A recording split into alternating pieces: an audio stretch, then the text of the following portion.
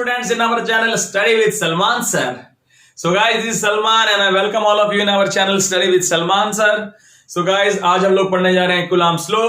तो उससे पहले guys, if you are new in our channel, then please subscribe this channel and also press the bell icon button so you can get notification of my upcoming videos. So students, आज हम लोग पढ़ने जा रहे हैं Coulomb's law. बड़ा ही important law है, बहुत ही शानदार और इंटरेस्टिंग टॉपिक है, बोर्ड के पॉइंट ऑफ व्यू से भी बड़ा ही इंपॉर्टेंट टॉपिक है. तो प्लीज कंसंट्रेट होकर वीडियो को देखना. आपके जो भी कुलाम्स लॉ से रिलेटेड डाउट है आज क्लियर हो जाएंगे. तो कुलाम्स लॉ आपने 11th क्लास के अंदर ग्रेविटेशनल चैप्टर पढ़ा था ना? क्या नहीं पढ़ा था? अरे पढ़ा था भाई, पढ़ा था. कोई बात नहीं पढ़ा तो पढ़ लेना, ठीक है. तो उसमें जैसा आपने देखा वो एक कंजर्वेटिव फोर्स थी, ग्रेविटेशनल फोर्स. बस वैसे ही कुछ बातें यहां भी डिस्कस होंगी. वैसे ही लॉ है यहां पे भी. वहां भी ग्रेविटेशनल फील्ड था, यहां भी इलेक्ट्रिक फील्ड आएगी आगे.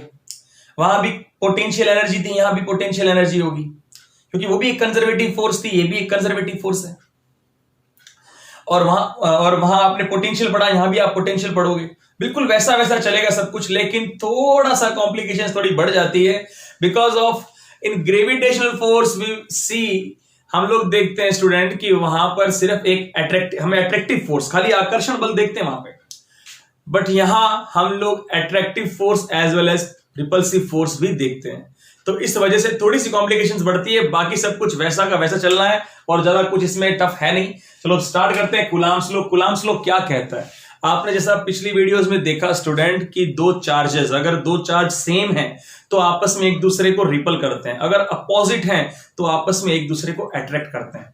तो स्टूडेंट एक फोर्स लगेगी उनके बीच में, तभी तो रिपल और अट्रैक्ट करते हैं वो. तो कुलाम्स लॉ बताता है ये फोर्स का मैग्नीट्यूड कितना होगा. समझ आ रही है मेरी बात? तो कुलाम्स लॉ क्या कहता है? कुलाम्स लॉ कहता है कि अगर हमारे पास दो पॉइंट चार्ज हैं Q1 and Q2, point charge, समझते हैं बात? पॉइंट चार्ज का मीन्स ऐसे चार्जेस जिनकी कोई डायमेंशन ना हो, जिनकी कोई डायमेंशन ना हो, लेंथ ब्रेथ हाइट कुछ ना हो. पॉइंट का मीन्स ये होता है.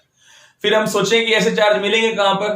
तो स्टूडेंट आप सिंपल सी बात समझो, अगर कोई दो चार्ज हैं आपके पास, उनके साइज के कंपैरिजन में उनके बीच की डिस्टेंस अगर कई गुना हो जाए, then the charges can be considered as point charges.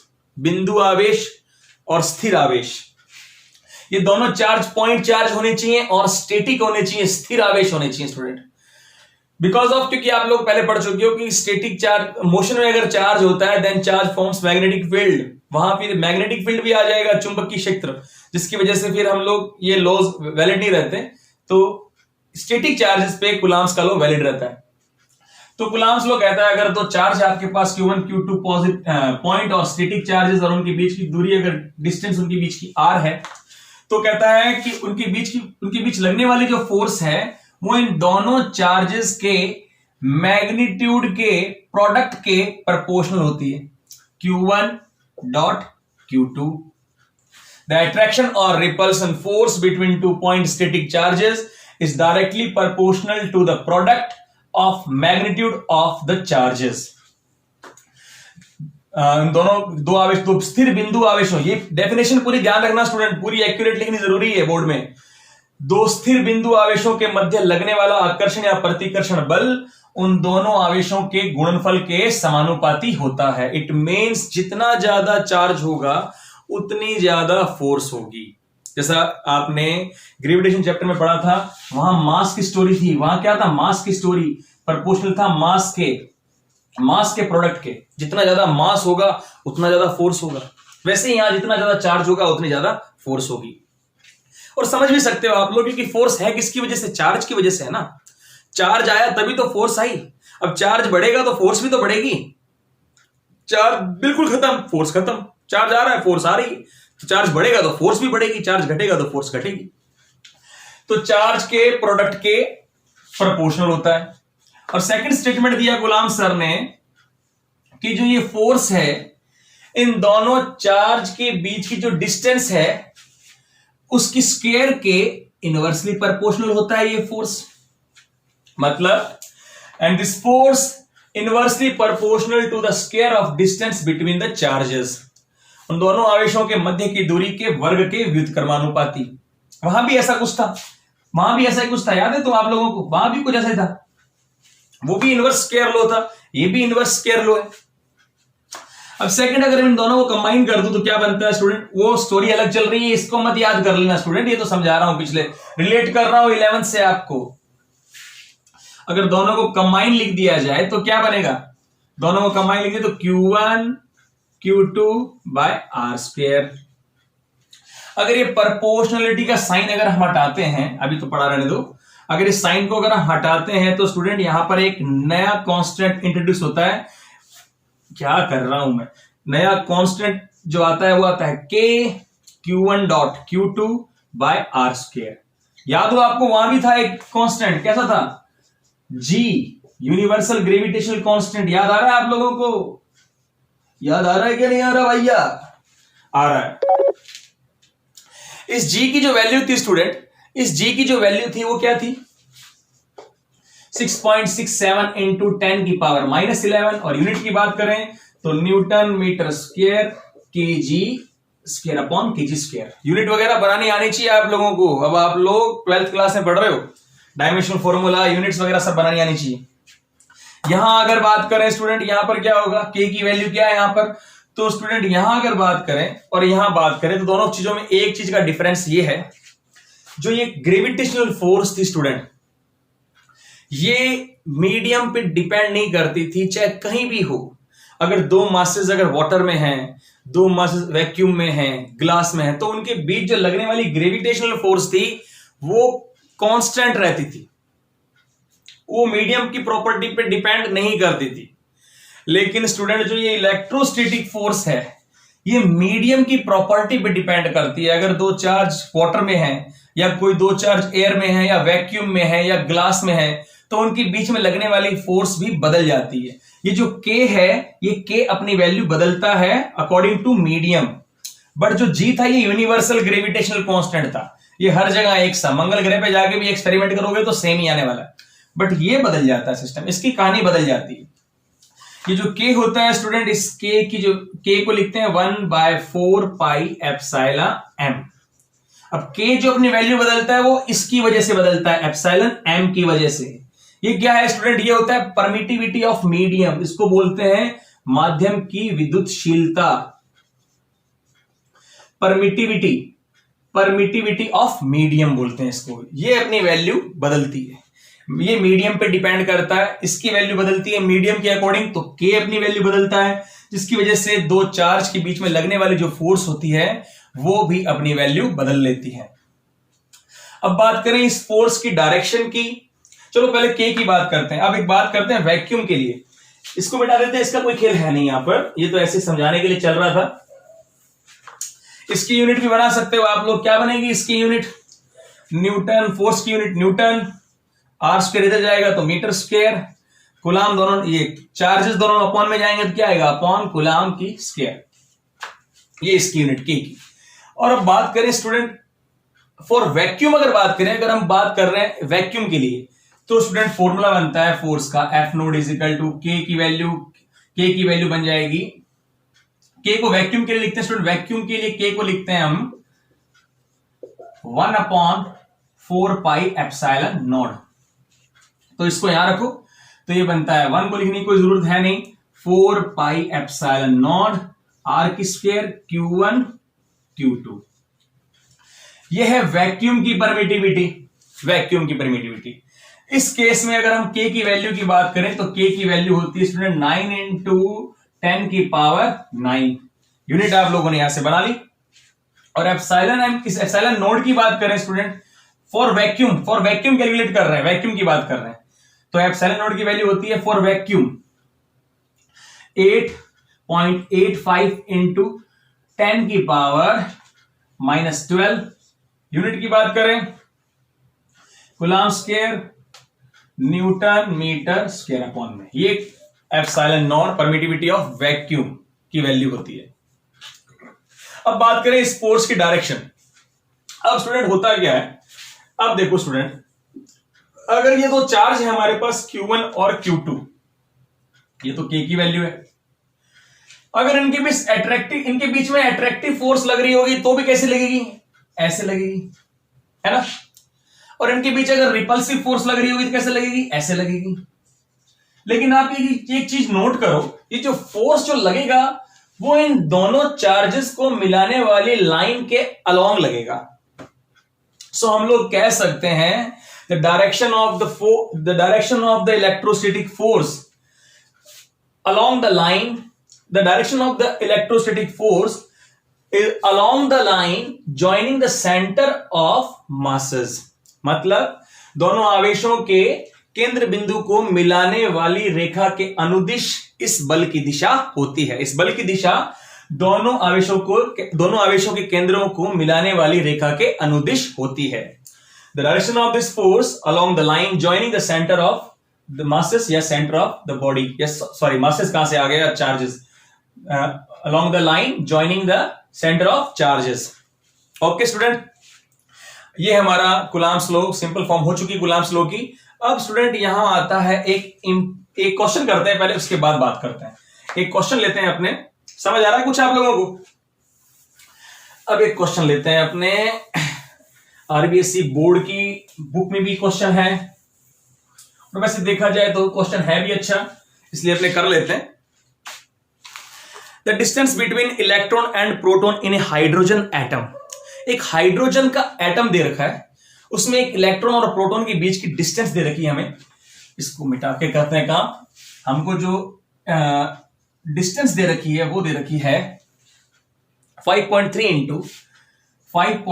Into 10 की पावर -11 मीटर।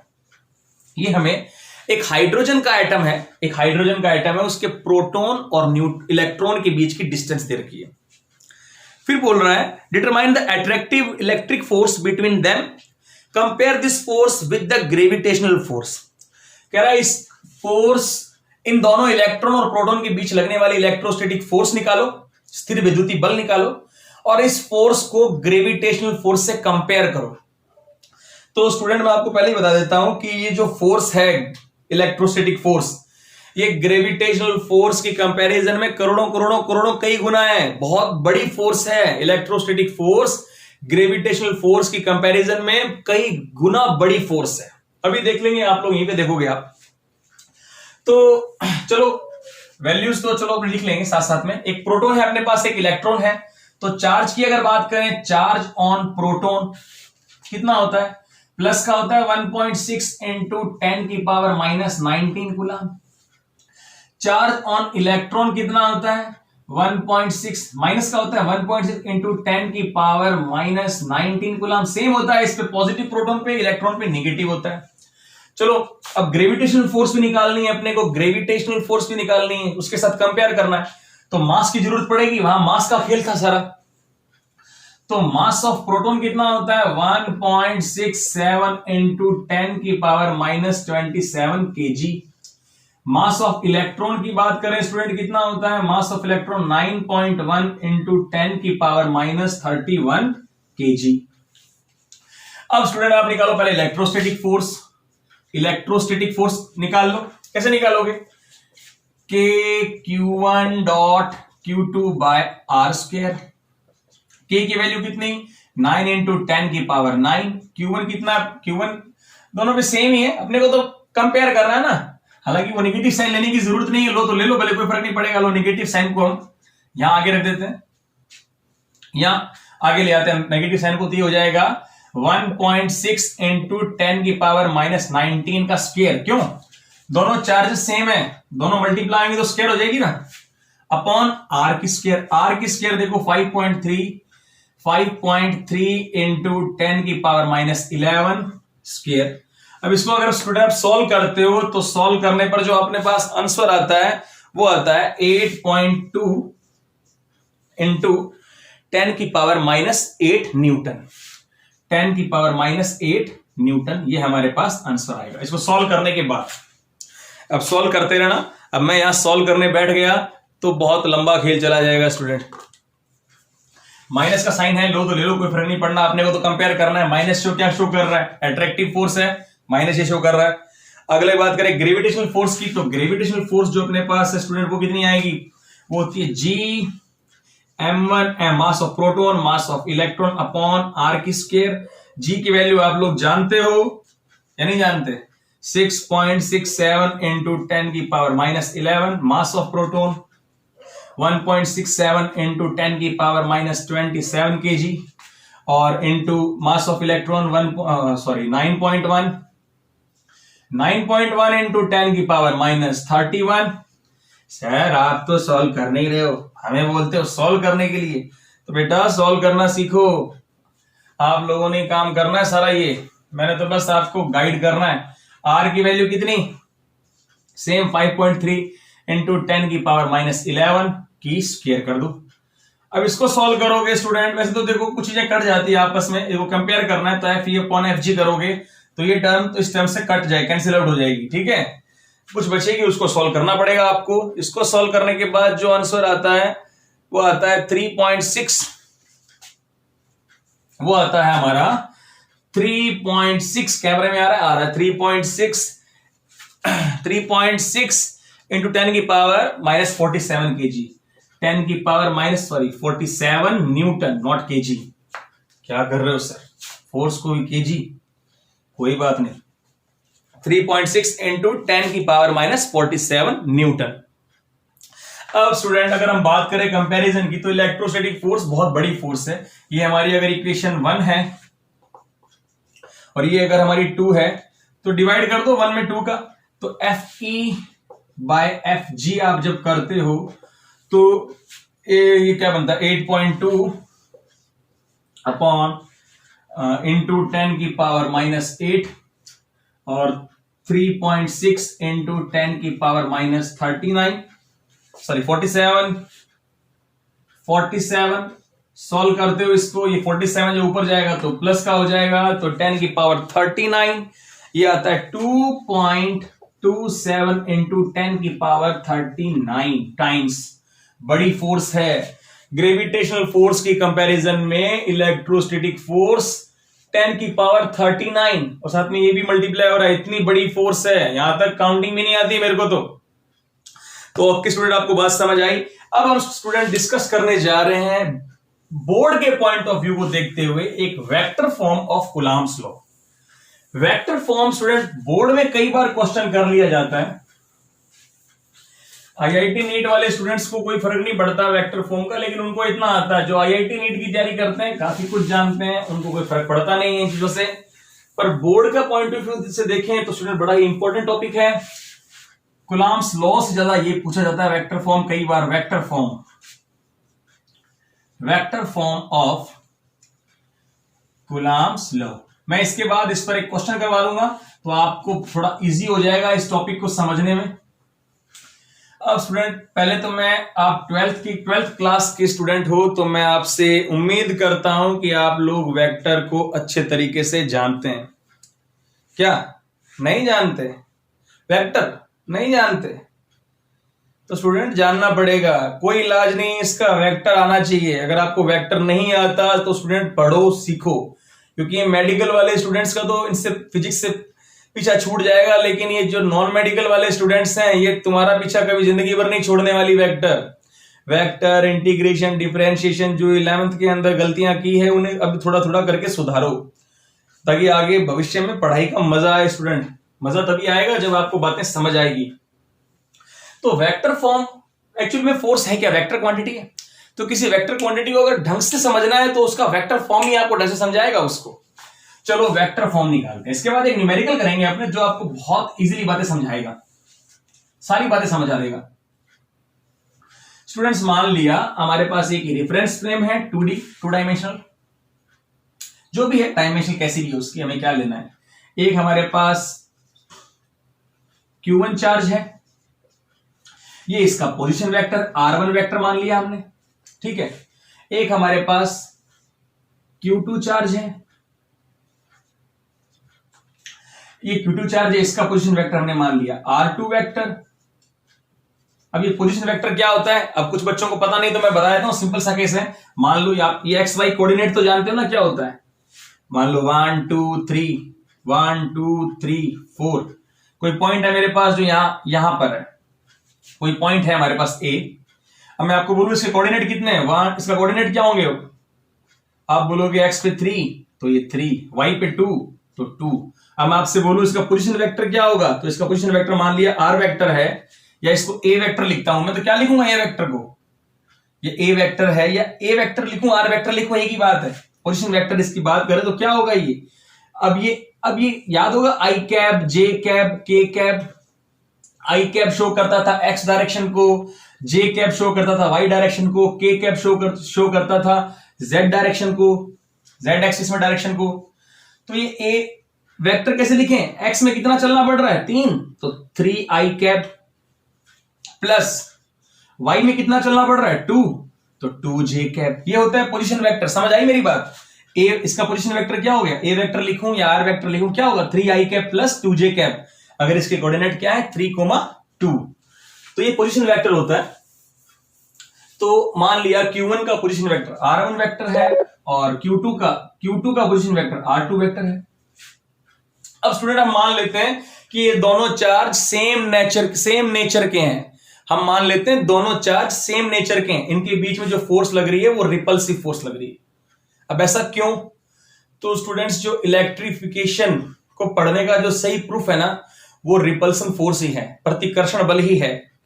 क्योंकि आकर्षण बल जो है, अट्रैक्शन फोर्स है, वो चार्ज और अनचार्ज बॉडी के बीच में भी होती है।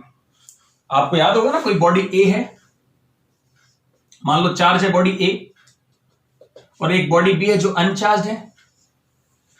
तो ड्यू टू द इंडक्शन ए के नियर वाली सरफेस पे बी की सरफेस जो ए के नियर है, उस पर कैसा चार्ज इंड्यूस होगा, निगेटिव चार्ज इंड्यूस हो जाएगा।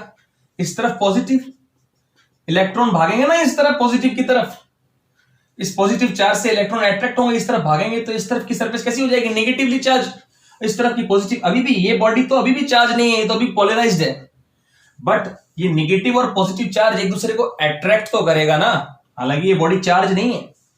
इसलिए जो अट्रैक्शन फोर्स है वो तो चार्ज और अनचार्ज बॉडी के बीच में भी होता है स्टूडेंट। इसीलिए हम लोग जो इलेक्ट्रिफिकेशन का जो मेन प्रूफ देते हैं वो हम लोग रिपल्सन फोर्स से ही देते हैं, प्रतिकर्षण बल का यूज करते हैं। मान लिया Q1 और Q2 पर सेम चार्ज है और इनके बीच की जो डिस्टेंस है स्टूडेंट वो हमने मान ली वो है हमारी r, ठीक है।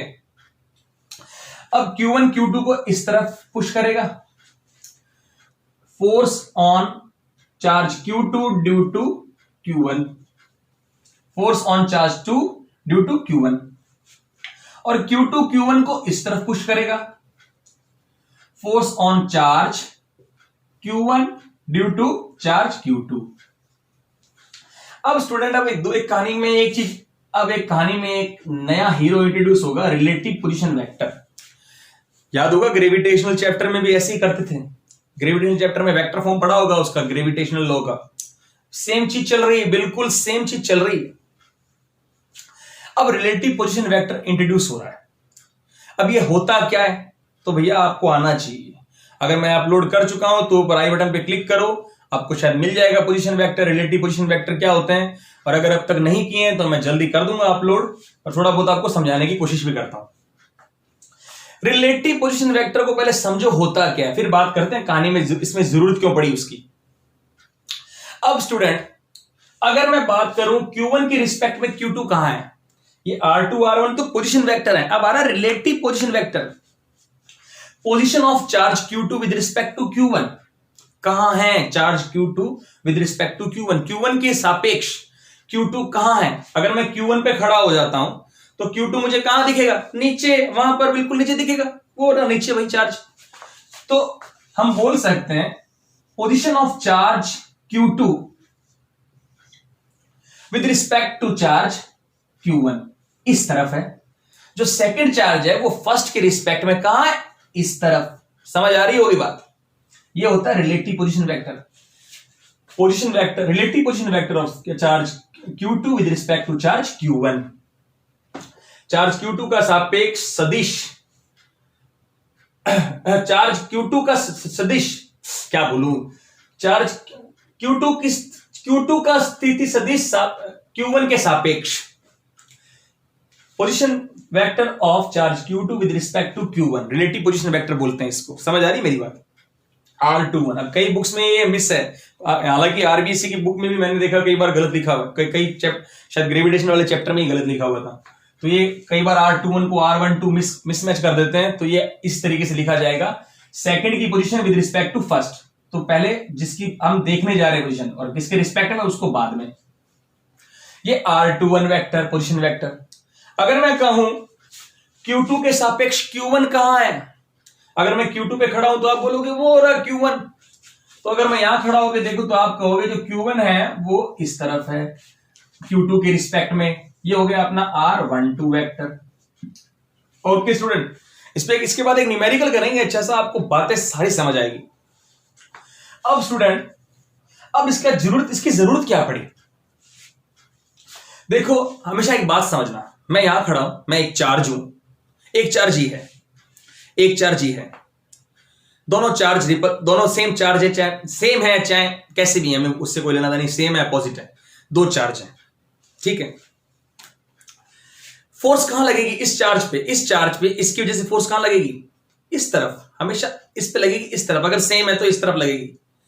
और देखो एक बात और, वो देखो इस चार्ज की पोजीशन, इस चार्ज की पोजीशन इसके सापेक्ष कहां है? इसी तरफ। इसका relative position vector with respect to इसके, वो भी इसी तरफ है। और इस चार्ज की वजह से इस चार्ज पे लगने वाली फोर्स भी इसी तरफ है। बात समझ आ रही है ना मेरी? तो स्टूडेंट्स, अब एक्चुअल में देखो कहानी का ट्विस्ट क्या है, क्योंकि देखो स्टूडेंट होता क्या है, अगर मैं फोर्स लिखता हूं, फोर्स निकालता हूं F21, F21 जो इस डायरेक्शन में लग रही है, मैं क्या करूंगा, इस चार्ज की वजह से इस चार्ज पे लगने वाली फोर्स भी इधर है, और इस चार्ज के रिस्पेक्ट में इस चार्ज का पोजीशन, रिलेटिव पोजीशन वेक्टर भी किस तरफ है? इसी तरफ। तो इस फोर्स की डायरेक्शन को रिलेटिव पोजीशन वेक्टर की डायरेक्शन शो करेगी। कैसे, समझ नहीं एक बात? तो देखो, आपके शहर में मान लो कोई बहुत फेमस जगह है, कोई फेमस बिल्डिंग है, जैसे हमारे सूरतगढ़ में व्हाइट हाउस है, जैसे और बहुत सी चीजें हैं हमारे सूरतगढ़ में तो, लेकिन फॉर एग्जांपल आपके शहर में कोई एक फेमस जगह है, उसके पास कोई एक छोटी शॉप है या नॉर्मल कोई शॉप है जिसे सारे नहीं जानते। आप किसी फ्रेंड को बता रहे हो कि यार वहां उस शॉप से वो कोई बुक मंगानी है, आपने उस शॉप से बुक लेके आओ।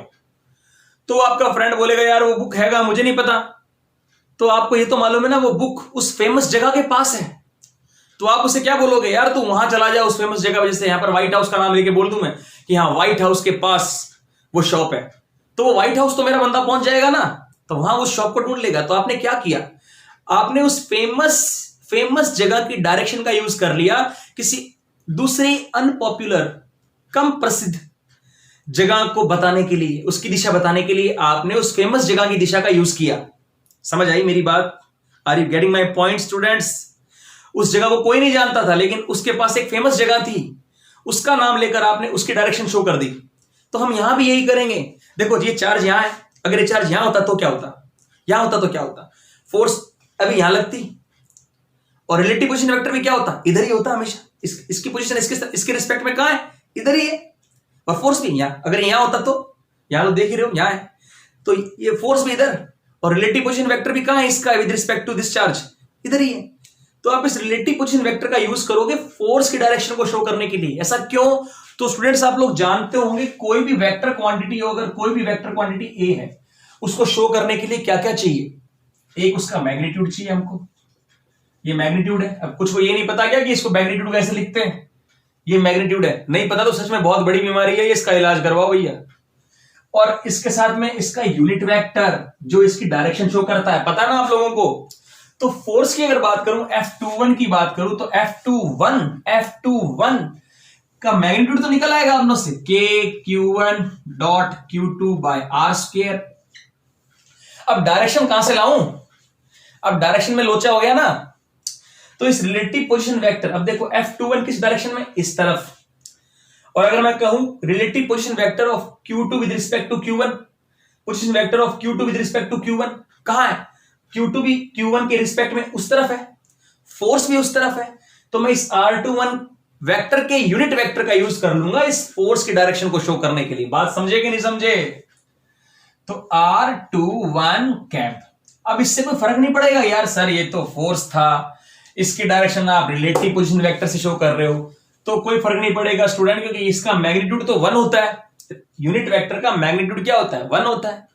बाकी इसका काम क्या होता है? डायरेक्शन शो करने का, तो डायरेक्शन शो करेगा, बाकी इसके फोर्स पे कोई फर्क डालेगा नहीं, क्योंकि मैग्नीट्यूड पे कोई फर्क आने वाला नहीं। इसका मैग्नीट्यूड क्या होता है? 1 होता है, तो कोई फर्क नहीं पड़ेगा 1 को इससे मल्टीप्लाई करने पर।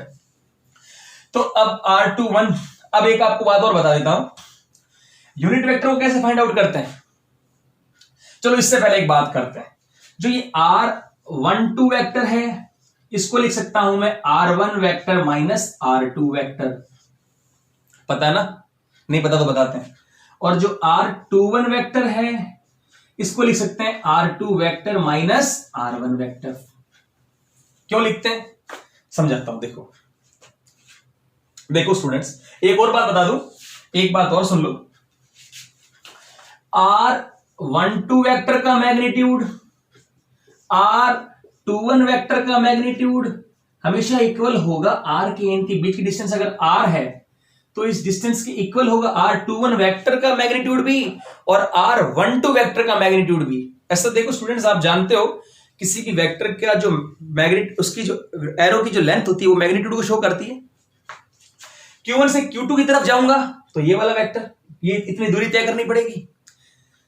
चाहे Q2 से Q1 की तरफ जाऊं तो उतनी ही डिस्टेंस तय करनी पड़ेगी मुझे, उतनी डिस्टेंस ट्रेवल करनी पड़ेगी। तो जो बीच की डिस्टेंस है इनकी वो तो सेम है ना, एरो की लेंथ तो सेम ही रहेगी, तो मैग्नीट्यूड तो सेम ही रहेगा और इसकी वैल्यू आएगी R के इक्वल। ये आपको नेक्स्ट न्यूमेरिकल में अच्छे से समझ आएगी बात, ये प्रूफ करेंगे, ये भी बताएंगे आपको ऐसा क्यों। अब स्टूडेंट्स ऐसा ये क्यों लिखते हैं R1 vector minus R2 vector, तो ये भी समझा देता हूं आपको। एक बार अपने चेक करते हैं यहां से, मान लो ये R1 वेक्टर है और ये R2 वेक्टर है, ये R2 वेक्टर है। और अगर बात करूं R21 वेक्टर की, तो R21 वेक्टर किस तरफ है? इस तरफ है। इस Q1 की रिस्पेक्ट में Q2 कहां है भाई? इस तरफ है। कहां है Q1 की रिस्पेक्ट में Q2? इस तरफ है ना, इस डायरेक्शन में। ये कौन है अपना? ये R21 वेक्टर है। अब ट्राइंगल लो आता होगा आप लोगों को। ट्राइंगल लो में क्या होता था, मान लो कोई एक वेक्टर B है और एक वेक्टर कोई A है अपने पास, कैसा भी टाइप को, चलो कुछ भी बना देते हैं। एक वेक्टर आपके पास B वेक्टर है और एक आपके पास A वेक्टर है। मान लो ये A वेक्टर है आपके पास, ये आपके पास A वेक्टर है। तो इन दोनों को अगर ऐड किया जाए तो इनका रिजल्टेंट क्या होता था? तो हमने क्या करते थे, ट्राइंगल लो, या ट्राइंगल लो मालूम है, एक की टेल से दूसरे का हेड जोड़ते थे। वेक्टर को पैरेलल शिफ्ट कर सकते हैं कहीं भी, तो A को मान लिया यहां शिफ्ट किया, इसकी टेल से इसकी उल्टा भी कर सकते हो, वाइस वर्सा। B के हेड को इसकी टेल से जोड़ सकते हो। मैंने B की टेल को A के हेड से जोड़ दिया। अब अगर मैं बची हुई टेल को बचे हुए हेड से जोड़ूं with an arrow pointing to the head, समझ आ रही बात? With an arrow pointing to the head या पॉइंटिंग टूवर्ड्स हेड, यही क्या होता था? रिजल्टेंट वेक्टर होता था। समझ आ रही मेरी बात? A प्लस B, याद है ना? एक की टेल से दूसरे का हेड जोड़ दो, फिर बची हुई टेल से दूसरे का हेड, बचा हुआ हेड जोड़ो, तो जो वेक्टर मिलता था वो रिजल्टेंट वेक्टर मिलता था और उसकी डायरेक्शन कहां होती थी? Towards the head. दूसरे जो वेक्टर था जिसका हेड बचा हुआ होता था, उस हेड की तरफ उसकी डायरेक्शन होती थी ना। वैसे यहां लगा के देखो आप, यहां ऐसे कौन से दो वेक्टर हैं जिनकी टेल और हेड मिल रहा है? टेल और हेड मिल रही है, इन दोनों के हेड मिल रहे हैं, ये तो काम नहीं करेगा। इन दोनों को देखो, इसकी टेल से इसकी हेड मिल रहा है, नहीं मिल रहा? मिल रहा है ना। तो इसकी टेल से इसका हेड मिल रहा है, तो अगर मैं कहूं इन दोनों का रिजल्टेंट क्या होगा, तो बची हुई टेल से बचा हुआ हेड जोड़ा, तो ये इन दोनों का रिजल्टेंट होगा। और इस रिजल्टेंट की डायरेक्शन कहां होगी? इसी तरफ होती है ना, टुवर्ड्स द हेड, बचा हुआ हेड जो। तो यहां से जो R2 वेक्टर है अपना, वो रिजल्टेंट है किसका? इन दोनों का ऐड करेंगे तो R1 vector plus R21 vector. समझ आ रहा है ना? अब यहां से R21 वेक्टर निकालो, कितना होगा? R1 को इधर भेज दो, तो R21 vector is equal to R2, ये 1 इधर आएगा तो माइनस का हो जाएगा, माइनस R1 वेक्टर। इस तरीके से R21 वेक्टर की वैल्यू क्या आती है? R2 vector minus R1 vector. और अभी भी आपको कुछ प्रॉब्लम है तो भाई मेरे पास इसका इलाज है नहीं, आप जाओ वेक्टर देखो, वेक्टर समझो, वेक्टर बड़ा जरूरी है समझना। मैंने पूरी कोशिश कर ली। तो R21 वेक्टर को क्या लिखते हैं, R12 को आप खुद देखो करके समझ आ जाएगी सारी बात आपको। और यूनिट वेक्टर कैसे निकालते हैं, यूनिट वेक्टर निकालना आता है ना आप लोगों को। यूनिट वेक्टर निकालने के लिए क्या करते हैं, यूनिट वेक्टर निकालने के लिए कैसे निकालते हैं, वेक्टर के अपॉन में मैग्नीट्यूड भेज दो। किसी वेक्टर में उसके मैग्नीट्यूड को जब डिवाइड करते हैं तो हमको यूनिट वेक्टर मिलता है ना। हाँ, तो R21 वेक्टर की बात करें, ये मुझे थोड़ा यहां लिखना चाहिए था, चलो कोई बात नहीं। F21 वेक्टर की बात करें तो KQ1 Q2 by R square, इसको क्या लिख सकता हूं मैं, इसके वेक्टर में इसका डिवाइड कर दो, R21 वेक्टर में डिवाइड कर दो इसके मैग्नीट्यूड का। तो इसकी वैल्यू किसकी होगी, इसकी वैल्यू कितनी होगी, इसकी वैल्यू तो R के बराबर ही होगी। तो ये तो पूरा R बन जाएगा, इसका मैग्नीट्यूड तो R स्क्वायर से मल्टीप्लाई होगा तो ये बन जाएगा R की क्यूब, ये K Q1 Q2 और ये R21 को क्या लिख सकते हैं, R2 vector minus R1 vector. कोशिश की मैंने पूरा समझाने की आप लोगों को। अब कितना किसको कितना समझ आया वो आप देख लो भाई। अब देखो स्टूडेंट्स, ये तो निकल आया हमारा F21। अब अगर हम बात करें F12 की, अब सिमिलरली सेम चीज F12 की बात करें तो मैग्नीट्यूड क्या हो जाएगा, KQ1 Q2 R की स्क्वायर। अब डायरेक्शन कौन शो करेगा, फोर्स इस डायरेक्शन में, इस तरफ position, relative position vector R12 vector का यूनिट वेक्टर यूज कर सकते हैं अपने। R12 वेक्टर का यूनिट वेक्टर यूज कर लो, इसको सॉल्व करोगे तो KQ1 Q2 R स्क्वायर, इसी तरीके से लिखोगे R12 बाय R12 वेक्टर का मैग्नीट्यूड। तो मैग्नीट्यूड तो R के बराबर हो जाएगा, तो वो तो R की क्यूब हो जाएगा इधर, और R12 वेक्टर होगा। उस R12 वेक्टर को मैं क्या लिख सकता हूं, इसी के तरीके से R12 वेक्टर को, इसको R2 माइनस R1 लिखा, तो R12 वेक्टर को क्या लिखेंगे, समझ आ रहा है क्या बाबू, R1 vector minus R2 vector. क्योंकि यहां पर क्या मिलेगा अपने को, R12 कैप क्या होगा, R12 vector by R12 vector का मैग्नीट्यूड, ये होगा ना। तो R12 वेक्टर को क्या लिख सकता हूं, R1 minus R2, R1 vector minus R2 vector upon में इसका जो मैग्नीट्यूड होगा किसके बराबर होगा, R के बराबर। तो R को इससे मल्टीप्लाई करेंगे तो क्या आ जाएगा, R की क्यूब। ठीक है, चलो ठीक है। अब देखो जगह नहीं मेरे पास, नहीं तो मैं बताता लिख के, वहां लिख सकता हूं तो यहां भी लिख सकता था, लेकिन नीचे जगह नहीं थी। अब गौर से देखो स्टूडेंट, अगर मैं क्या करूं, यहां से माइनस बाहर कॉमन लू, माइनस को अगर बाहर कॉमन लू तो क्या बन रहा है, KQ1 Q2 by R cube. इसमें से माइनस कॉमन ले लू तो इनके सिंबल बदल जाएंगे, साइन बदल जाएंगे इनके, सॉरी साइन बदल जाएंगे, जो प्लस का है वो माइनस का हो जाएगा, जो माइनस का वो प्लस का हो जाएगा। तो ये बन जाएगा R2 vector minus R1 vector, minus common लिया बाहर मैंने। आप इस माइनस को दोबारा अंदर मल्टीप्लाई करो, दोबारा ये निकल के आएगा, माइनस को मल्टीप्लाई करोगे तो R2 वेक्टर माइनस का हो जाएगा, R1 वेक्टर प्लस का हो जाएगा, दोबारा ये बन जाएगा ऊपर वाला। अब स्टूडेंट गौर से देखो, अगर देखने वाली बात अब यहां है, इस माइनस को छोड़ दो, बाकी बचा हुआ पोर्शन देखो यहां से लेके यहां तक का, ये पूरा पोर्शन F21 के इक्वल है। देखो F21 के इक्वल, जो F21 में जो वैल्यू है वही आ रही है यहां पे। तो इसकी जगह क्या लिख सकता हूं मैं, F12 vector is equal to, minus का साइन ये रहा और ये F21 वेक्टर।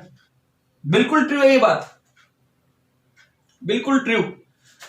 याद है Newton's third law of motion, आपने अब क्या बताएं आपको, थर्ड लॉ ऑफ मोशन, ठीक है, every action has equal and opposite reaction.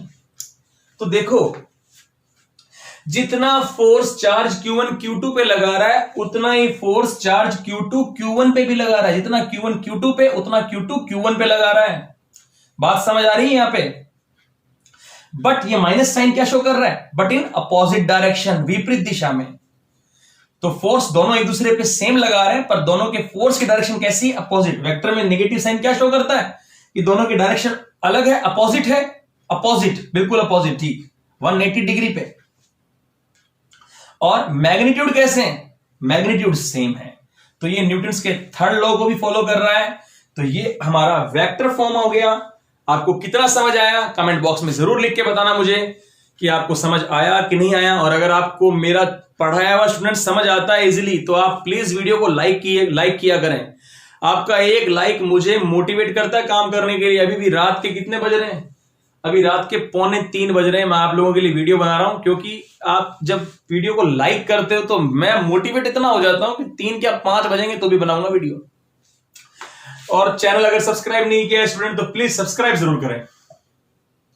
चलो इस पे एक न्यूमेरिकल करते हैं। अच्छा सा आपके दिमाग के तार खुल जाएंगे न्यूमेरिकल करने से, बहुत सी बातें समझ आ जाएगी। एक न्यूमेरिकल इसी चीज पे करते हैं।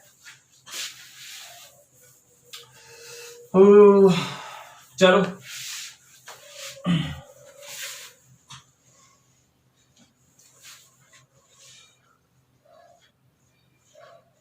तो स्टूडेंट एक न्यूमेरिकल लेते हैं। एक पॉइंट चार्ज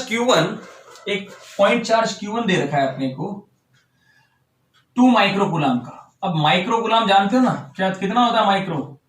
2 × 10⁻⁻6। माइक्रो का मतलब 10⁻⁻6 coulomb is located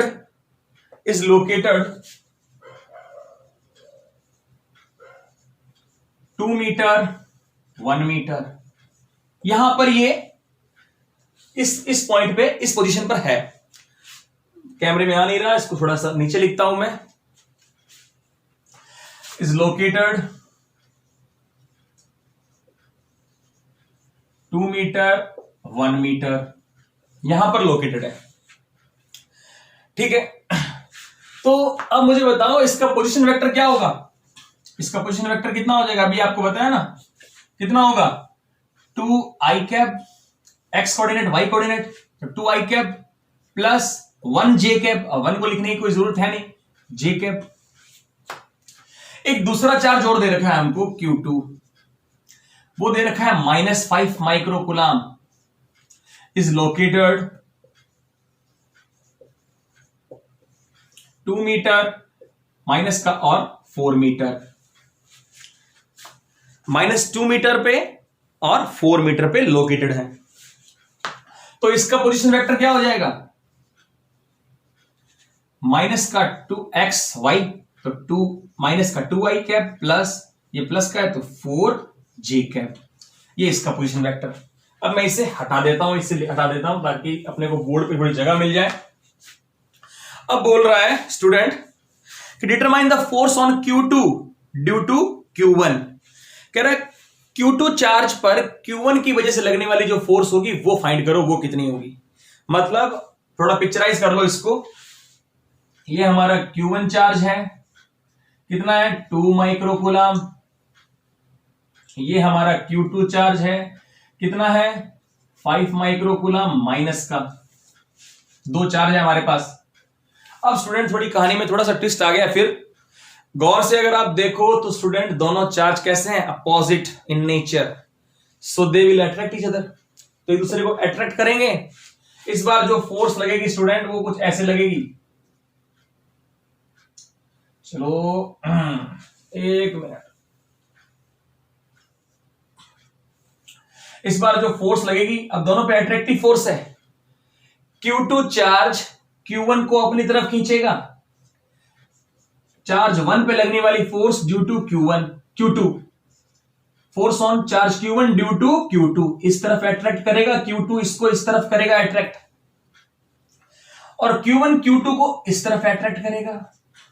force on charge 2 due to charge 1।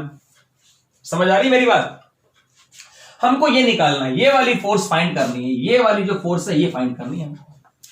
चलो अब यहां भी रिलेटिव पोजीशन वेक्टर का यूज कर सकते हो। देखो R1 R2 वेक्टर आपके पास है, तो फोर्स इस तरफ है। किस तरफ है? इस तरफ है ना, इस तरफ फोर्स है। इस तरफ का रिलेटिव पोजीशन वेक्टर कौन सा होगा? जल्दी जल्दी जल्दी बताओ। इस तरफ रिलेटिव पोजीशन वेक्टर देखो, अगर मैं Q2 पे खड़ा हो जाता हूं, ये जी खड़े हो गए, और अब मैं आपसे कहूं Q1 चार्ज कहां है, तो आप कहोगे इधर। और F21 कहां है? इधर। F21 की डायरेक्शन इधर है। ओके, Q2 की रेस्पेक्ट में Q1 कहां है? इस तरफ। तो position vector of Q1 charge with respect to Q2 कहां है? इस तरफ। देन F12 निकालेंगे। F12 मतलब F12 R12, sorry R12, F12 नहीं R12, गलती से मुंह से निकल गया। मुंह का क्या है, निकल जाता है कई बार मुंह से, क्या करें। R12 position vector of charge 1 with respect to charge Q2, Q2 की रिस्पेक्ट में Q1 का इस तरफ, तो R12 वेक्टर इस तरफ, और फोर्स भी किस तरफ लग रही है, F21 इस तरफ। तो इसकी डायरेक्शन, इस फोर्स की डायरेक्शन इसका यूनिट वेक्टर शो करेगा हमारे लिए, करेगा कि नहीं करेगा, करेगा भाई। तो अगर मैं F21 निकालना ही है ना, फाइंड ये करना था force on charge Q2 due to Q1, तो क्या होगा K Q1 Q2 by R square. यहां पे आपको निकाल के दिखाएंगे अभी बिल्कुल। चलो कोऑर्डिनेट भी लिखता हूं इसके कितने, 2 मीटर 1 मीटर, इसके कोऑर्डिनेट कितने, -2 मीटर 4 मीटर, यही है ना, हाँ यही है। अब देखो स्टूडेंट, इसका यूनिट वेक्टर कौन सा किसका यूज करें, इसका यूज करें, तो R12 का 4, 12 का 4, 42 का 1, R12 वेक्टर का यूनिट वेक्टर। अब क्या लिख सकते हैं, K Q1 Q2 by R square, तो है ही अपने पास। अब R भी फाइंड करना है अपने को, ये क्या बन जाएगा, R1 vector minus R2 vector upon R12 का मैग्नीट्यूड। अब देखो यार, R12 R के बराबर ही होगा, R12 वेक्टर बोल दो या R21 वेक्टर बोल दो, R के बराबर होगा। अभी देखो, अभी निकाल के दिखा देते हैं। चलो डिस्टेंस निकालते हैं इन दोनों के बीच की। 10th क्लास में थोड़ी बहुत कोऑर्डिनेट ज्योमेट्री पढ़ी होगी आपने, किसी दो पॉइंट के बीच की डिस्टेंस कैसे निकालते थे, याद आ रहा है कुछ, कैसे निकालते थे। अगर Q1 और Q2 के बीच की डिस्टेंस मान लो R है, तो इन दोनों के बीच की डिस्टेंस कैसे निकलती थी, याद है, दो पॉइंट के बीच की डिस्टेंस x2 माइनस x1 की होल स्क्वायर, याद है क्या, x2 माइनस x1 की whole square plus y2 minus y1 की होल स्क्वायर। प्रूफ कर रहा हूं, बाकी तो किसी और तरीके से भी निकाल सकते हैं, मैं तो आपको बता रहा हूं, क्योंकि ये तो याद होगा फॉर्मूला, और कुछ वेक्टर नहीं आता तो ये तो आता होगा इतना। देखो इससे निकालते हैं एक बार, इससे क्या आता है, x2 x1 y2 y1 क्या कोऑर्डिनेट है, x1 y1 x2 y2।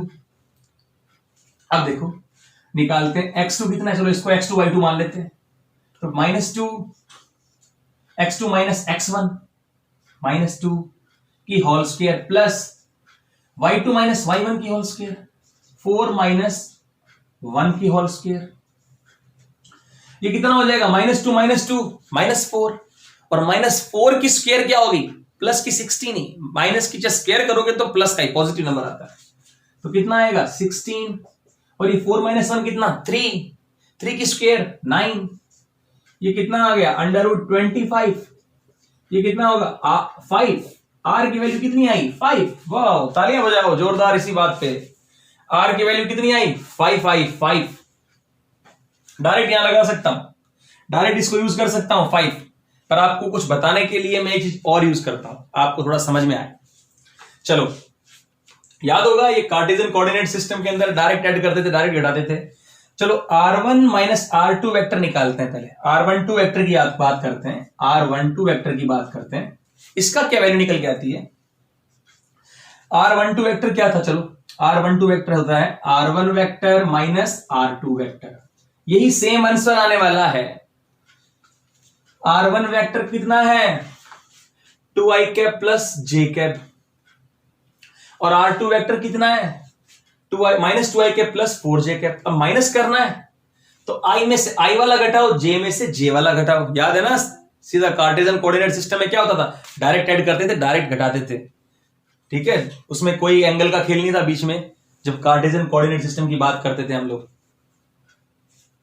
तो i में से i वाला घटाओ, 2 माइनस -2, 2 माइनस -2, तो माइनस माइनस प्लस हो जाएगा, याद है, 2 माइनस इस -2 करूंगा तो माइनस माइनस प्लस क्या आएगा 4, तो क्या आया 4i कैप।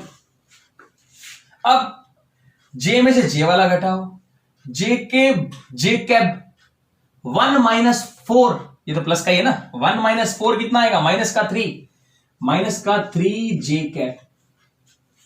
अब याद है मैग्नीट्यूड कैसे निकालते हैं किसी वेक्टर का, ये तो R12 वेक्टर निकला। अगर मैं कहूं R12 वेक्टर का मैग्नीट्यूड बताओ, R12 वेक्टर का मैग्नीट्यूड कितना आएगा? R12 वेक्टर का मैग्नीट्यूड आएगा, ये अपना क्या होता था ax, ये ay, अंडर रूट क्या करते थे ax square plus ay square, ये करते थे कि नहीं करते थे? तो कुछ नहीं करना, इसकी स्क्वायर करो, आई कैप के साथ वाला इसको लाओ स्क्वायर करो, 4 की स्क्वायर प्लस 3 की स्क्वायर, कितना आएगा? मैग्नीट्यूड तो निकालना आता होगा बेटा अब तो। 16 प्लस 9 कितना आया? अंडर रूट 25 फिर 5। देखो स्टूडेंट वापस वही बात आ गई, मैं बता रहा था ना आपको, R12 वेक्टर क्या आया? 5, इसका मैग्नीट्यूड। R भी कितना? 5। आप R21 निकाल के आप खुद करके देखो, प्रैक्टिस हो जाएगी, करके देखो, सेम ही आने वाला है, 5 ही आएगा। ओके, तो मुझे इसकी कोई जरूरत नहीं, मेरा इसी से काम चल जाएगा। लो, ये तो मैंने 10th क्लास में पढ़ा होगा, कभी आपने, कभी तो पढ़ा ही होगा, तो उसका यूज करके आपको बताया मैंने किस तरीके से ये इक्वल होते हैं। तो इसकी वैल्यू क्या आएगी? k की वैल्यू 9 इंटू 10 की पावर 9, q1 की वैल्यू कितनी है? 2 इंटू 10 की पावर -6, और q2 की वैल्यू कितनी है?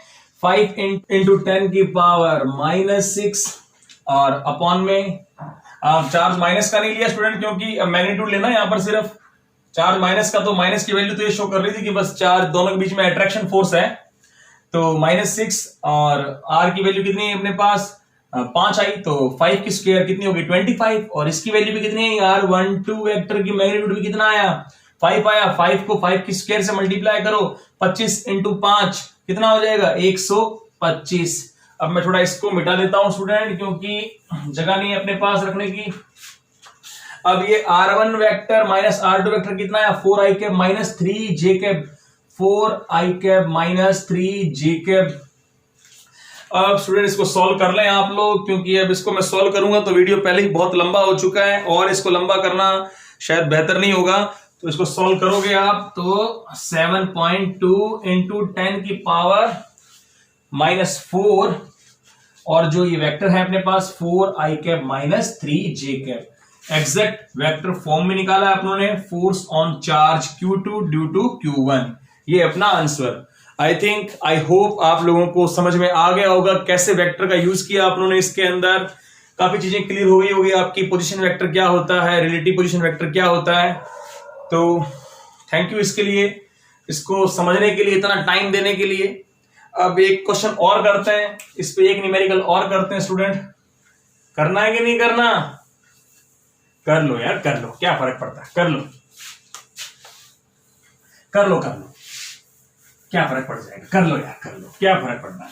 एक अच्छा सा न्यूमेरिकल और लेते हैं अपने, थोड़ा सा दिमाग खोलने के लिए एक न्यूमेरिकल लेते हैं स्टूडेंट। एक क्वेश्चन दे रखा है अपने को कि एक 200 ग्राम मास है दो बोल का, 200 ग्राम, 200 ग्राम, कैमरे में आ रहा है कि नहीं आ रहा? मास है बोल, दो बोल है हमारे पास, चार्ज्ड बोल है, 200 ग्राम उनका मास दे रखा है हमको, और दोनों को एक जगह से बांध रखा है, और दोनों पे सेम चार्ज है, दोनों बोल्स पे सेम चार्ज है, ठीक है, जिसकी वजह से एक दूसरे को रिपल कर रही है दोनों, और जिस एक थ्रेड की सहायता से, हेल्प से उनको बांध रखा है। थ्रेड की जो लेंथ है स्टूडेंट वो है 40 सेंटीमीटर, 40 सेंटीमीटर थ्रेड की लेंथ दे रखी है अपने को, और ये दे रखा है कि दोनों जो बॉल्स हैं उनके बीच में रिपल्सिव फोर्स भी लग रहा है, but they are in equilibrium, वो साम्य अवस्था में, मतलब दोनों हिल डुल नहीं रही, दोनों जहां है वहीं है, दोनों पे सेम चार्ज होने की वजह से दोनों रिपल कर रही थी एक दूसरे को, तो दोनों वहीं अटक गई। समझ रहे हो बात? और इनके बीच की डिस्टेंस दे रखी है अपने को 4 सेंटीमीटर, यहां से लेके यहां तक दे रखा है 4 सेंटीमीटर। अब वो बोल रहा है कि इन दोनों पे जो चार्ज की अमाउंट है, दोनों पे सेम चार्ज है। क्वेश्चन है 40 सेंटीमीटर की थ्रेड की हेल्प से दो बॉल्स को, दो चार्ज्ड बॉल्स को बांध रखा है, और दोनों इक्विलिब्रियम में है, और दोनों जो बॉल्स हैं उनके बीच की डिस्टेंस है वो 4 सेंटीमीटर है। कह रहा है बताओ इस बॉल पे जो चार्ज है वो कितना है। अब आया ना मजा क्वेश्चन देख के? चलो कर लेते हैं इसको, जिसे नहीं देखना वो स्किप कर दो इसको, 2-4 मिनट स्किप कर दो। तो स्टूडेंट एक काम करते हैं, अपने कुछ बातें समझनी होगी आपको। इस बॉल पे लगने वाले, एक बॉल पे लगने वाले सारे फोर्स चेक करते हैं अपने, कितने फोर्स इस पे लग रहे हैं। इसका मास है कुछ 200 kg, इसको सॉरी ग्राम है, इसको केजी में बदलो, केजी में बदलना पड़ेगा। केजी में बदलोगे तो 200 इंटू 10 की पावर -3। क्या करते हैं, ग्राम को केजी में बदलने के लिए 1000 का डिवाइड करते हैं। आपको बोलूं 2000 केजी, 2000 ग्राम में कितने ग्राम होते हैं, सॉरी यार क्या कर रहा हूं, 2000 ग्राम में कितने केजी होते हैं, तो 2 किलोग्राम ना। तो आपने क्या किया, 1000 का डिवाइड किया, तो इसमें भी 1000 का डिवाइड कर दो, 10 की पावर -3 ऊपर गया। तो ये सॉल्व करने पर बन जाएगा अपना 2 इंटू 10 की पावर -1। ये 2 0 दिख रहे हैं, 10 की पावर 2, ये बन गया 10 की पावर -1 kg। ये मास है इसका, 2 इंटू 10 की पावर -1 kg। अब एक काम करते हैं, इस पर नेट फोर्स निकालते हैं। इस पर नेट फोर्स क्या लग रहा है, नेट फोर्स याद करो, लॉज ऑफ मोशन जब पढ़ रहे थे तब वहां ऐसे काफी, जब फोर्स पढ़ा था, डायनेमिक्स पढ़ रहे थे तब ऐसे क्वेश्चन किए थे ना काफी। बस वही चल रहा है सारा खेल। तो अब स्टूडेंट्स देखो, अब अगर बात करें, इस पर नीचे की तरफ जो फोर्स लगेगा वो लगेगा mg, ग्रेविटेशनल फोर्स। ये एक स्ट्रिंग, एक थ्रेड की सहायता से बने हुए हैं बोल्स, तो इनमें, इस स्ट्रिंग में टेंशन फोर्स भी आएगा।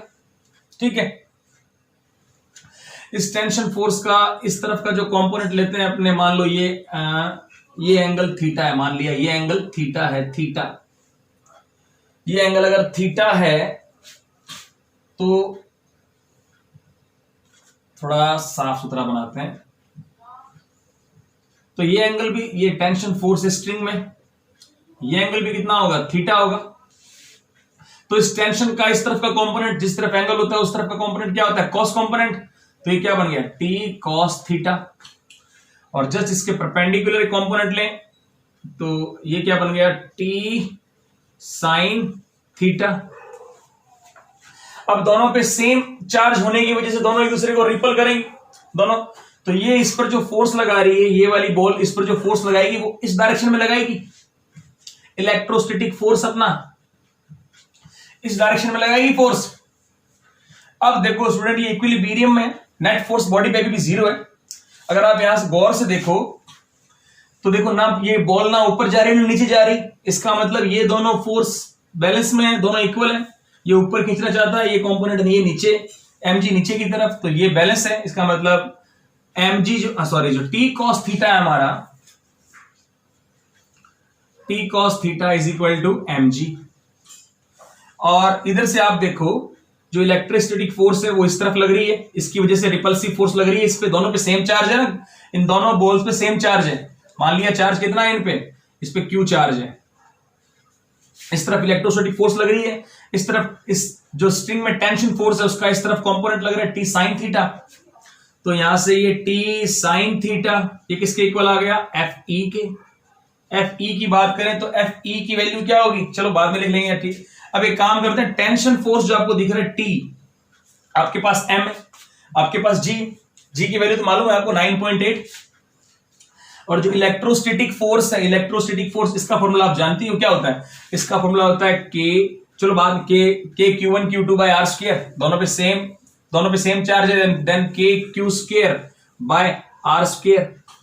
इनके बीच की डिस्टेंस है, दोनों बॉल्स के बीच की डिस्टेंस कितनी दे रखी है हमको, इन दोनों बॉल्स के बीच की जो डिस्टेंस दे रखी है वो 4 सेंटीमीटर है हमारे पास।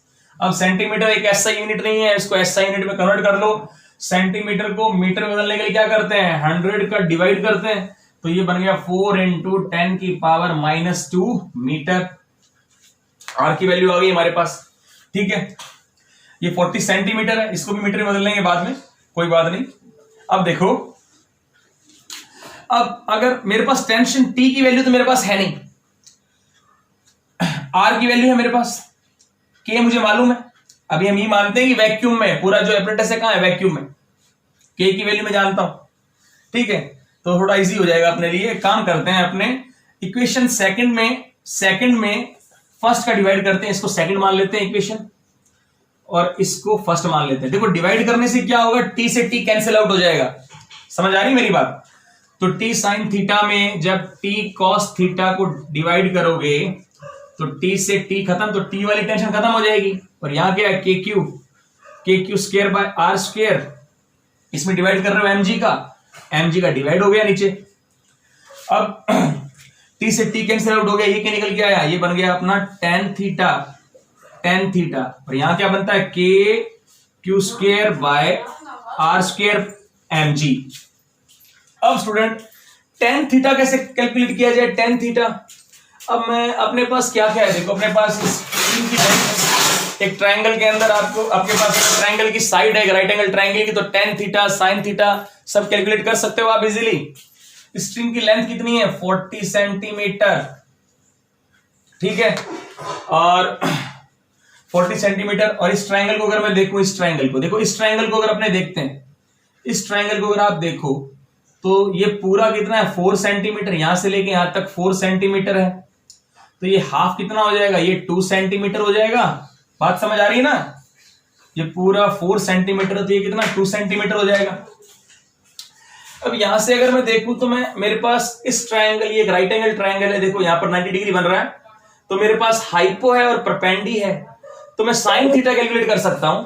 साइन थीटा की जो वैल्यू आएगी स्टूडेंट, वो कितनी आएगी, साइन थीटा क्या होता है, परपेंडिकुलर अपॉन हाइपोटेनस, लंब बटे आधार। तो परपेंडी कितना है, 2 सेंटीमीटर, और हाइपो कितना है, 40। इस एंगल के लिए हाइपो, ये परपेंडी 2/40।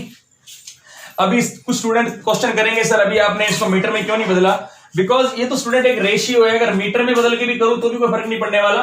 10 की पावर -2 यहां भी होगा, 10 की पावर -2 यहां भी होगा, दोनों कैंसिल आउट हो जाएंगे एक दूसरे से। तो ये साइन थीटा कितना आया अपना, साइन थीटा आ गया स्टूडेंट अपना 1/20। अब मैं आपको एक बात बताता हूं स्टूडेंट, अब मैं एक ऐसी बात बताने जा रहा हूं स्टूडेंट जिसका हम ऑप्टिक्स में बड़ा यूज करने वाले हैं। जब आप ऑप्टिक्स पढ़ोगे तो आप ये चीज देखोगे, बिल्कुल आप यूज करोगे, और आप लोगों को बता दूं कि वो बिना उस चीज के बिना ऑप्टिक्स कर ही नहीं सकते हम लोग। अगर स्टूडेंट्स थीटा बहुत छोटा हो, if theta is very small, generally हम लोग जो एंगल होता है वो किसमें मेजर करते हैं, रेडियन में। किसमें करते हैं, रेडियन में। तो स्टूडेंट अगर if theta is very small, then student sine theta भी अप्रॉक्स थीटा होता है, और टेन थीटा भी अप्रॉक्स थीटा होता है। क्या बोलना चाहता हूं मैं, अगर मैं रेडियन में वैल्यू लेता हूं एंगल की, फॉर एग्जांपल साइन 0.1 रेडियन, तो स्टूडेंट जो आंसर आएगा वो भी अप्रॉक्स 0.1 ही आ जाएगा। अगर मैं साइन 0.1 लिखता हूं रेडियन में, आपके पास कैलकुलेटर होगा, आप करके देखो, बिल्कुल यही बात बता रहा हूं। साइन 0.1 की जो वैल्यू आएगी वो अप्रॉक्स 0.1 ही आ जाती है। अगर इसी तरीके से 10 0.1 की बात करूं तो 0.1 आता है अप्रॉक्स। साइन 0.2 की बात करूं तो 0.2 ही आता है अप्रॉक्स वैल्यू ही आती है स्टूडेंट। समझ आ रही मेरी बात? अगर 10 0.2 लूं तो भी वही वैल्यू आती है, जो थीटा होता है वही निकल के आता है। साइन थीटा भी थीटा, टेन थीटा भी थीटा ही वैल्यू आती है, जो यहां जो वैल्यू होती है वही आंसर आता है हमारा, अगर रेडियन में एंगल मेजर कर रहे हो। ये बात नोट कर लो, ऑप्टिक्स इसके बिना नहीं हो सकती। अगर एंगल बहुत ज्यादा छोटा है तो sine theta is equal to theta, tan theta is equal to theta, या आप ये भी कह सकते हो साइन थीटा लगभग टेन थीटा ही होता है, बराबर माना जा सकता है। बिल्कुल साइन थीटा टेन थीटा के बराबर माना जाता है, ये बात ध्यान रखना। ऑप्टिक्स में इसका बड़ा यूज करेंगे हम लोग। तो स्टूडेंट साइन थीटा अपने पास आ गया, और अब आप देखो तो एंगल बहुत स्मॉल है। देखो कैसे, हाइपोटेनस 40 सेंटीमीटर का है, 40 सेंटीमीटर का हाइपोटेनस है, ठीक है। ये हो सकता है थोड़ा ज्यादा बन गया हो, कोई बात नहीं, 40 सेंटीमीटर का हाइपो है, और जो परपेंडी है वो सिर्फ 2 सेंटीमीटर का है। तो अगर मैं इसको इससे मिलाता हूं स्टूडेंट, आप देखो, नोट करके आप देखो, ये जो अगर ये 40 सेंटीमीटर का है और ये 2 सेंटीमीटर का है, तो जो ये एंगल बनेगा स्टूडेंट, ये बहुत ही छोटा एंगल बनेगा, बड़ा ही स्मॉल एंगल बनने वाला है, क्योंकि हाइपो 40 सेंटीमीटर का है और परपेंडी 2 सेंटीमीटर का है। आप बना के देखो, जो एंगल बनेगा बड़ा ही छोटा एंगल बनने वाला है। तो इस केस में sine theta approx tan theta, theta is very small, so sine theta approx tan theta. ठीक है, आप ये लिखोगे, ये लिखना पड़ेगा आपको, theta very small, so sine theta equal tan theta. ये टेन थीटा की वैल्यू हो जाएगी। अब टेन थीटा की वैल्यू आपको मालूम हो गई, कितनी आएगी 1/20, और सामने क्या टेन थीटा की वैल्यू कितनी 1/20। ये वापस लिख देता हूं मैं, tan theta is equal to k Q square by are square M g, या पहले निकाल चुके हो। तो टेन थीटा की वैल्यू क्या है 1/20, और K Q square R square M G. यहां से अगर क्यू की वैल्यू निकालनी है, अगर क्यू फाइंड करना है, तो क्यू कैसे फाइंड करें? अगर यहां पे क्यू फाइंड करना है तो क्यू स्टूडेंट कैसे फाइंड होगा? क्यू की स्क्वायर कितना आएगा, बाकी चीजों को वहां भेज दो। आर स्क्वायर इधर गया, आर स्क्वायर एम जी भी गया, एम जी, और के को अपॉन में भेज दो। अपॉन में 1/20 है ना, 20 के पास भेज दो, 20 के। ठीक है, और क्यू की स्क्वायर है, इसकी जब स्क्वायर हटेगी तो पूरे पे अंडर रूट आ जाएगी। आर की वैल्यू आपके पास है 4 × 10⁻² मीटर। एन की वैल्यू आपके पास है 2 × 10⁻1 kg। जी की वैल्यू आप जानते हो, जी की वैल्यू कितनी होती है? जी की वैल्यू होती है 9.8।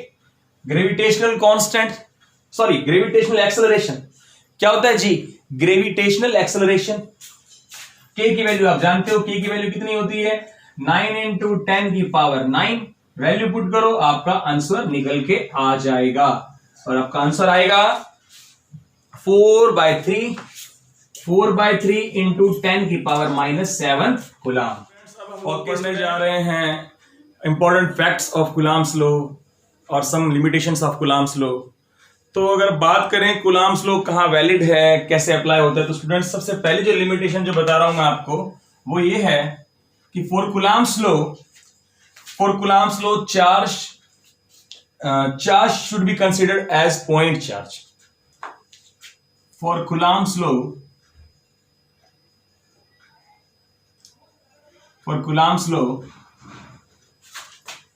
charge should be considered as point charge।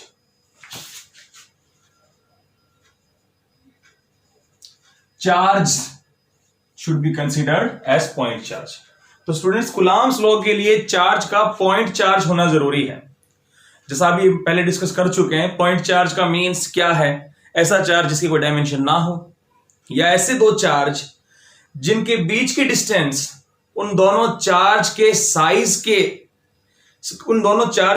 से कई गुना हो, बहुत ज्यादा हो, तो वो दो चार्ज जो बॉडी पे दो चार्ज हैं, वो दोनों bodies as a point charge consider कर सकते हैं। समझ आ रही मेरी बात? और बिंदु आवेश होना जरूरी है। फॉर कूलम्स लॉ आवेशों का बिंदु आवेश होना बड़ा जरूरी है, कोई डायमेंशन नहीं होनी चाहिए उनकी। फॉर एग्जांपल ऐसे चार्ज नहीं हो सकते जैसे एक स्फीयर पे डिस्ट्रीब्यूटेड चार्ज है, कंडक्टिव, नॉन कंडक्टिव, ये सब पढ़ोगे आप कुछ आने वाली अपने नेक्स्ट वीडियोस में इन पे भी हम डिस्कस करेंगे। और जैसे एक शीट पर डिस्ट्रीब्यूटेड चार्ज है, ऐसे चार्ज नहीं होने चाहिए। समझ आ रही मेरी बात? पॉइंट चार्ज होना चाहिए, डायमेंशन वगैरह नहीं हो चार्ज की, जिस बॉडी पे चार्ज है उसकी कोई डायमेंशन ना हो। सेकंड अगर बात करें हम लोग, जो चार्ज है स्टूडेंट वो रेस्ट पे होना चाहिए। फॉर कूलम्स लॉ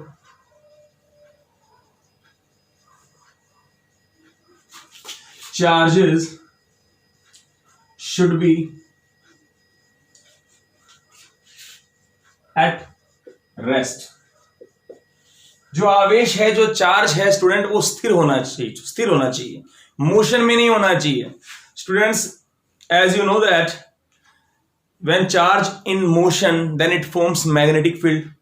सो अगर हम बात करें, अगर चार्ज मोशन में है तो वहां electric force as well as magnetic field भी होगी, इसलिए वहां कूलम्स लॉ वैलिड नहीं रहता। चलो बात करते हैं, अगर मान लो स्टूडेंट्स, अगर मैं बात करूं दो चार्ज की, Q1 और Q2 की, दोनों अगर रेस्ट पे है तो कूलम्स लॉ वैलिड है स्टूडेंट, वैलिड है। अगर दोनों चार्ज मोशन में है, ये अपना फर्स्ट केस है। सेकंड केस, अगर दोनों चार्ज मोशन में है, दोनों ही मोशन में है, तो जैसा कि हम बात कर चुके हैं कि चार्ज का रेस्ट पे होना चाहिए, तो कूलम्ब्स लॉ वैलिड नहीं है स्टूडेंट्स, नॉट वैलिड। अगर हम बात करें स्टूडेंट थर्ड केस की, कि दो चार्ज हमारे पास, एक मोशन में है और एक चार्ज रेस्ट पे है, या इस केस में कूलम्ब्स लॉ वैलिड है, तो स्टूडेंट्स इस केस को आप पहले पढ़ चुके हो। मैंने आप लोगों को एक न्यूमेरिकल करवाया था। हाइड्रोजन का एक एटम था, ठीक है, उसके न्यूक्लियस में एक प्रोटॉन था और ऑर्बिट में एक इलेक्ट्रॉन रिवॉल्व कर रहा था। हाइड्रोजन जब हम पढ़ रहे थे, एक न्यूमेरिकल किया हमने, तो वहां हमने अप्लाई किया ना स्टूडेंट, इलेक्ट्रॉन मोशन में है और जो प्रोटॉन है वो क्या कर रहा है, वो रेस्ट पे। हमने वहां कूलम्ब्स लॉ अभी अप्लाई किया था। इट मींस ऐसी जगह वैलिड है, बिल्कुल वैलिड है। इसके पीछे की रीजन की अगर बात करें स्टूडेंट, तो रीजन ये है इसके पीछे का रीजन ये है, यहां वैलिड नहीं है, यहां वैलिड है। इसका रीजन ये है स्टूडेंट, देखो मैं आपको बताता हूं। जब कोई चार्ज मोशन में होता है तो वो मैग्नेटिक फील्ड बनाता है। चलो, ये चार्ज मोशन में है, ये मैग्नेटिक फील्ड बना रहा है, लेकिन ये चार्ज मोशन में नहीं है, ये मैग्नेटिक फील्ड नहीं बना रहा, ठीक है। अब स्टूडेंट एक बात और सुननी पड़ेगी आपको। आप magnetic effect of electric current में पढ़ोगे, अगर कोई चार्ज किसी मैग्नेटिक फील्ड में है तो स्टूडेंट्स उस चार्ज पर उस मैग्नेटिक फील्ड की वजह से तब तक कोई फोर्स नहीं लगेगा, जब तक वो चार्ज मोशन में ना हो। बात दोबारा सुनना स्टूडेंट, ये आप पढ़ोगे आगे। अगर कोई चार्ज मोशन में नहीं है, तो अगर वो किसी मैग्नेटिक फील्ड में है, तो उस मैग्नेटिक फील्ड की वजह से उस चार्ज पे कोई फोर्स नहीं लगता। अगर चार्ज मोशन में होगा, तो चार्ज अगर किसी मैग्नेटिक फील्ड में होगा, तो उस मैग्नेटिक फील्ड की वजह से उस चार्ज पे फोर्स लगेगी। अब यहां थोड़ा देखो, ये चार्ज मोशन में है, इट मींस ये मैग्नेटिक फील्ड बना रहा है, लेकिन ये चार्ज प्रोटॉन तो रेस्ट पे है। इट मींस अगर प्रोटॉन रेस्ट पे है, तो इसके द्वारा बनाई गई मैग्नेटिक फील्ड से इस प्रोटॉन पे कोई फोर्स नहीं लगेगा। समझ आई मेरी बात? अब इन दोनों को देखते हैं। चलो सर, ये तो मोशन में है, ये मोशन में है, पर ये प्रोटॉन रेस्ट पे है। तो प्रोटॉन रेस्ट पे है, तो प्रोटॉन तो कोई मैग्नेटिक फील्ड बना ही नहीं रहा। ये जब कोई मैग्नेटिक फील्ड ही नहीं बना रहा, तो इस पर मैग्नेटिक फील्ड, जब इसकी मैग्नेटिक फील्ड की वजह से कोई फोर्स लगेगी नहीं, क्योंकि ये तो कोई मैग्नेटिक फील्ड ही नहीं बना रहा ना स्टूडेंट्स। ये बना रहा है मैग्नेटिक फील्ड, तो इसकी वजह पर ये चार्ज रेस्ट पे, प्रोटॉन अपना रेस्ट पे है, तो प्रोटॉन पे वैसे ही कोई मैग्नेटिक फील्ड की वजह से फोर्स नहीं लग रही। समझ आई मेरी बात? ये पढ़ोगे आप लोग magnetic effect of electric current में, तो यहां भी वैलिड है। इस केस में भी यहां वैलिड, जब दोनों मोशन में हो चार्ज, तब वैलिड नहीं है।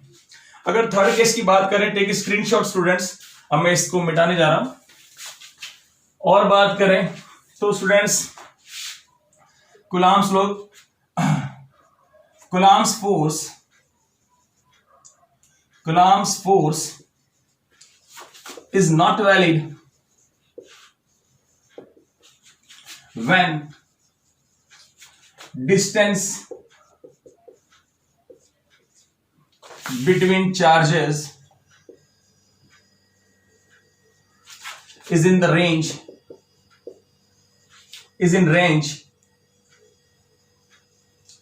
10 की पावर -15 मीटर और लेस। क्या कहना चाह रहे हैं अपने? देखो स्टूडेंट्स, जब दो चार्ज के बीच की डिस्टेंस इस रेंज की हो, 10 की पावर -15 मीटर, बहुत छोटा, बहुत नियर हो चार्ज, या उससे भी कम हो, इससे भी ज्यादा नजदीक हो, तब ये कूलम्ब्स लॉ वैलिड नहीं है। Coulomb's law is not valid. इसका रीजन बताता हूं स्टूडेंट क्या है। देखो सर, बेटा ये जो 10 की पावर -15 मीटर लिखा हुआ है बच्चों, ये इतनी छोटी डिस्टेंस है कि आप एटम के अंदर घुस गए हो, और एटम के अंदर जो न्यूक्लियस होता है उसमें घुस चुके हो। अगर दो चार्ज इतने क्लोज हैं, तो इसका मतलब वो न्यूक्लियस में है। समझ रहे मेरी बात? ये बहुत छोटी, इतनी कम डिस्टेंस है कि आप एटम के अंदर भी घुस चुके हो, और एटम के अंदर जो न्यूक्लियस है उसके अंदर घुस चुके हो। न्यूक्लियस एक न्यूक्लियस के अंदर जो चार्जेस होते हैं उनके बीच की डिस्टेंस की रेंज है ये। और वहां स्टूडेंट्स सबसे स्ट्रॉन्गेस्ट फोर्स न्यूक्लियर फोर्स भी होती है। इस केस में न्यूक्लियर फोर्स भी होती है, जिसके बारे में हम अभी इतना नहीं जानते। न्यूक्लियर स्टडी अभी हमारी बहुत पीछे है, समझ रहे हैं। आप अपने न्यूक्लियर फिजिक्स में पढ़ोगे, बहुत कुछ पढ़ोगे, लेकिन अभी भी ये बहुत न्यूक्लियर फिजिक्स अभी भी बहुत से मुद्दे हैं जो जानने वाले हैं। अभी कुछ भी नहीं जानते हम उसके बारे में, देखा जाए तो बहुत लिमिटेड बातें जानते हैं। तो यहां तक इस रेंज में अगर चार्ज पहुंच जाते हैं तो मतलब वो न्यूक्लियस में पहुंच गए हैं। 10⁻⁻15 मीटर, इसको फर्मी बोलते हैं, फर्मी रेंज न्यूक्लियर फिजिक्स में आएगा। ये जो न्यूक्लियस होते हैं उनके डायमीटर जो होते हैं वो लगभग 2 × 10⁻⁻15 मीटर इस रेंज के होते हैं, लगभग अप्रॉक्स इस रेंज के, या इससे भी बड़े, मतलब लगभग इसी रेंज के होते हैं। समझ आई बात मेरी। तो वहां एक न्यूक्लियर फोर्स भी होती है, इसलिए वहां भी वैलिड नहीं है कूलम्ब्स लॉ।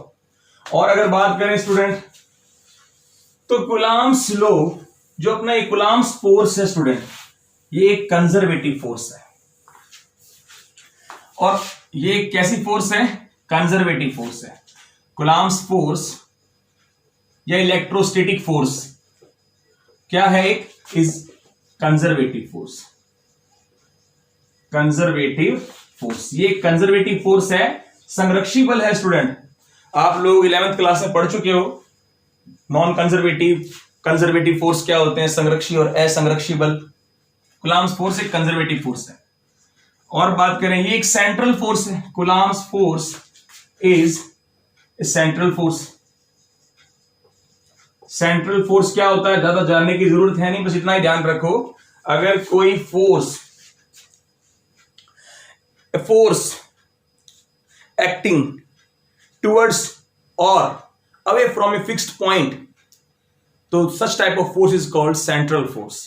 कोई फोर्स अगर किसी बिंदु की तरफ, फिक्स निश्चित बिंदु की तरफ, या उससे उस निश्चित बिंदु की तरफ की ओर से एक फिक्स पॉइंट की तरफ से हो, उसकी डायरेक्शन अगर फोर्स की, तो ऐसी फोर्स को सेंट्रल फोर्स बोलते हैं। इतना ही ध्यान रखोगे स्टूडेंट्स। अगली बात करें तो और क्या क्या बात कर सकते हैं इस पे, कूलम्ब्स फोर्स। हाँ, एक और देखो, force between two charges unaffected by presence of other charges.